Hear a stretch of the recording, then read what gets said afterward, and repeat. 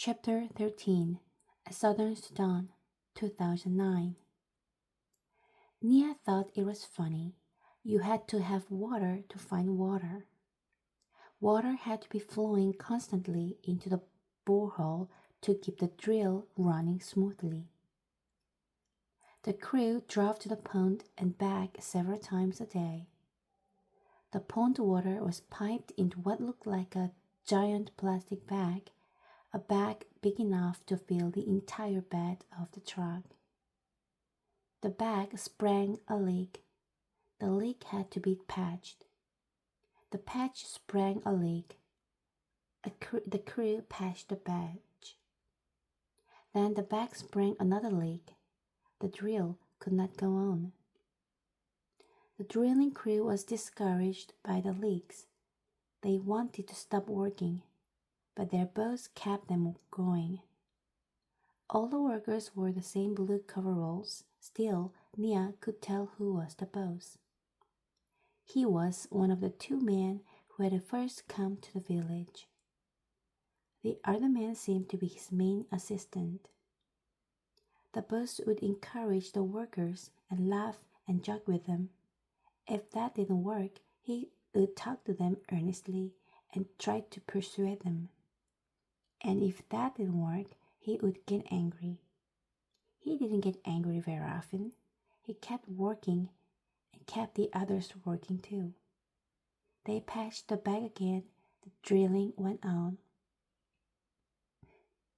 Ethiopia, Sudan, Kenya, 1991 to 92.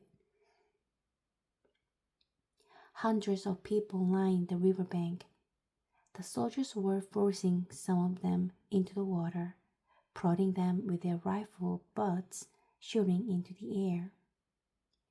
Other people, afraid of the soldiers and their guns, were leaping into the water on their own. They were immediately swept downstream by the powerful current. Sava crouched on the bank and watched a young man near him plunged into the water. The current carried him swiftly downstream, but he was also making a little progress across the river. Then Sava saw the telltale flick of a crocodile's tail as it flopped into the water near the young man. Moments later, the man's head jerked oddly, once, twice. His mouth was open. Perhaps he was screaming, but Sava could not hear him over the din of the crowd and the rain. A moment later, the man was pulled under.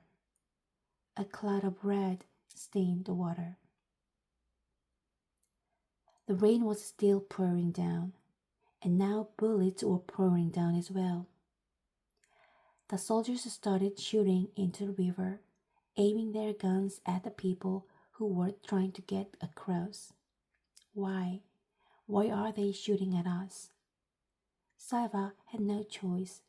He jumped into the water and began to swim. A boy next to him grabbed him around the neck and clung to him tightly. Sava was forced under the surface without time to take more than a quick, shallow breath. Sava struggled, kicking, clawing. He's holding on to me too hard. I can't. Air, no air left. Suddenly, the boy's grip loosened, and Sava launched himself upward. He threw his head back and took a huge gulp of air. For a few moments, he could do nothing but gasp and choke. When his vision cleared, he saw why the boy had let go. He was floating with his head down, blood streaming from a bullet hole in the back of his neck. Stunned, Sava realized that being forced under the water had probably saved his life. But there was no time to marvel over this. More crocodiles were launching themselves off the banks. The rain, the mad current, the bullets, the crocodiles, the welter of arms and legs, the screams, the blood. He had to get across somehow. Sava didn't know how long he was in the river. It felt like hours. It felt like years. When at last the tips of his toes touched the mud, he forced himself, his limbs to make swimming motions one last time. He crawled over the river bank and collapsed. Then he lay there in the mud, choking and sobbing for breath. Later, he would learn that at least 1,000 people had died trying to cross the river that day, drowned or shot or attacked by crocodiles. How was it that he was not one of the 1,000? Why was he one of the lucky ones? The walking began again. Walking, but to where? No one knew anything for sure. Where was Sava supposed to go? Not home. There's still war everywhere in Sudan. Not back to Ethiopia. The soldiers would shoot us. Kenya. There are supposed to be refugee camps in Kenya. Sava made up his mind. He would walk south to Kenya. He did not know what he would find once he got there, but it seemed to be his best choice. Crowds of other boys followed him. Nobody talked about it, but by the end of the first day, Sava had become the leader of a group of about 1,500 boys. Some were as young as 5 years old. Those smallest boys reminded Sava of his brother Kuol. But then he had an astounding thought. Kuol isn't that age anymore. He is a teenager now. Sava found that he could only think of his brothers and sisters as they were when he had last seen them, not as they would be now. They were traveling through a part of Sudan still plowed by war. The fighting and bombing were worst during the day, so Sava decided that the group should hide when the sun shone and do their walking at night. But in the darkness, it was hard to be sure they were headed in the right direction. Sometimes the boys traveled for days, only to realize that they had gone in a huge circle. This happened so many times that Sava lost count. They met other groups of boys, all walking south. Every group had stories of terrible peril, boys who had been hurt or killed by bullets or bombs, attacked by wild animals, or left behind because they were too weak or sick to keep up. When Sava heard the stories, he thought of Mariel.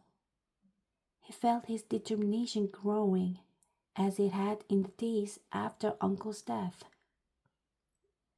I will get us safely to Kenya, he thought, no matter how hard it is. He organized a group, giving everyone a job: scavenge for food, collect firewood, stand guard while the group slept. Whatever food or water they found was shared equally among all of them. When the smaller boys grew too tired to walk, the older boys took turns carrying them on their backs. There were times when some of the boys did not want to do their share of the work. Sava would talk to them, encourage them, coax and persuade them. Once in a while, he had to speak sternly or even shout, but he tried not to do this too often. It was as if Sava's family were helping him, even though they were not there. He remembered how he had looked after his little brother Kuol, but he also knew what it felt like to have to listen to the older ones, Arik and Ring, and he could recall the gentleness of his sisters, the strength of his father, the care of his mother. Most of all, he remembered how Uncle had encouraged them in the desert.